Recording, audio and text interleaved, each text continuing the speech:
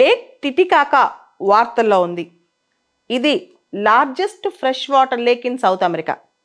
Andes పర్వతాల దగ్గర ఉంది. బొలీవియా పెరు మధ్య ఉంటుంది అనమాట.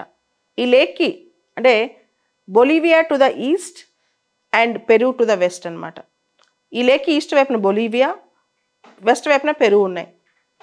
టిటికాకా లేక్ ఎందుకు బాగా వార్తల్లో ఉంది? దానికి ప్రధానమైన కారణం ఈ లేక్ డ్రై అయిపోతుంది, ఎండిపోతుంది, వాటర్ లెవెల్స్ బాగా తగ్గిపోతున్నాయి.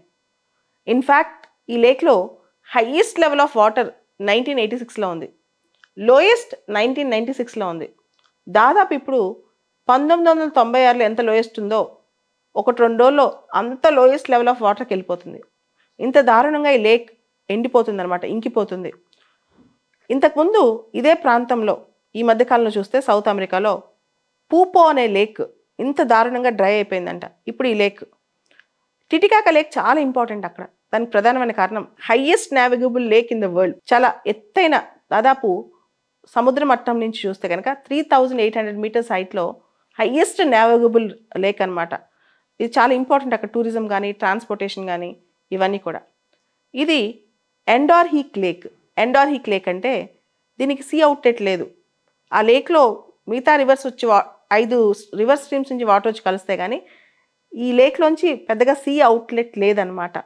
సో ఇది కూడా చాలా ఇంపార్టెంట్ పాయింట్ ఈ లేక్ గురించి. ఈ టిటికా లేక్ సంబంధించి మనం చూస్తే కనుక ఇది బొలీవియా పెరు మధ్య ఉండటమే కాకుండా highest navigable lake in the world. ప్రపంచంలోనే హైయెస్ట్ నావిగబుల్ లేక్. మనకి ఎండార్హీక్ చాలా ఉన్నాయి. క్యాస్పియన్ సీ ఈజ్ ఎండార్హీక్ అనొచ్చు, ఆర్ఎల్సి ఈజ్ ఎండార్హీక్ అనొచ్చు.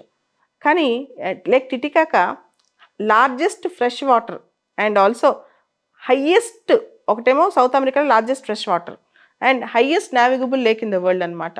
ఇక్కడ మనం చూస్తే 5 river streams, Ramis, Coata, Ilave, Huancane, Suches, ఈ 5 నదుల స్ట్రీమ్స్కి వెళ్ళి లేక్ టిటికాకాలో కలుస్తాయి.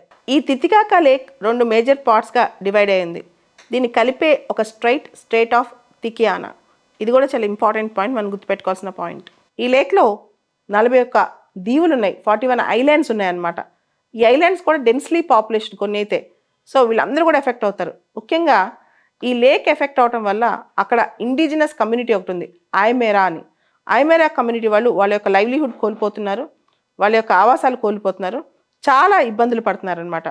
ఈ ఐమేరా కమ్యూనిటీ వాళ్ళు ఈ ప్రాంతంలో సబ్సిస్టెన్స్ ఫార్మింగ్ చేస్తుంటారు అండ్ లైఫ్ స్టాక్, పశు సంపద చేస్తుంటారు, పశువుల్ని పెంచుతుంటారు. దాంతోపాటు చిన్న చిన్న వ్యవసాయ పనులు చేస్తుంటారు అనమాట వాళ్ళ సబ్సిస్టెన్స్ కోసం. ఇవన్నీ కూడా అక్కడ నష్టపోయే అవకాశం ఉంది. దాంతోపాటు అక్కడ టూరిజం బిజినెసెస్ కూడా దెబ్బతినే అవకాశం ఉందన్నమాట. ఈ లేక్ ఎందుకు ఇంతగా డ్రై అయిపోతుంది, ఎందుకు ఎండిపోతుంది లేక్ టిటికాకా అంటే మొదటగా లానినా ఎల్నినో ఎఫెక్ట్స్. ఈ ఎఫెక్ట్స్ వల్ల, క్లైమేట్ చేంజెస్ వల్ల లేక్లో వాటర్ బాగా డ్రై అయిపోతున్నాయి. రెండో అతిపెద్ద కారణం ఈ లేక్ చాలా ఎత్తైన లేక్, హైయెస్ట్ ఆల్టిట్యూడ్లో ఉంది.